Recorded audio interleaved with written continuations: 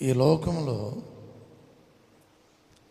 కుటుంబం అంతా కలిసి దేవుణ్ణి ఎరిగి ఉండటం కంటే గొప్ప ధన్యత మరొకటి అసలు లేదు. ఇక ఆ విలువ తెలియకపోతే నష్టపోతారు ఎవరైనా సరే.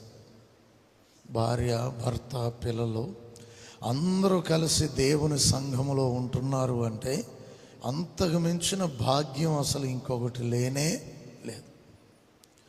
దావీదు మహారాజు దానిని బట్టి ఆనందిస్తున్నాడు. రాజ్యాన్ని బట్టో, వెండిని బట్టో, బంగారాన్ని బట్టో కాదు, కానీ ఆయనకున్నటువంటి గొప్ప స్థాయిని బట్టి కాదు, కానీ ఇక్కడ దేనిని బట్టి ఆయన సంతోషపడుతున్నాడంటే, నీ దాసుని సంతతి నిత్యము నీ సన్నిధిలో ఉండేటట్లు ఆశీర్వదించావు ప్రభువా అని దేవునిని స్తుతిస్తున్నాడు. ఇక్కడ ఒక మాట అంటాడు, యెహోవా నీవు ఆశీర్వదించిన ఎడల అది ఎన్నటికీ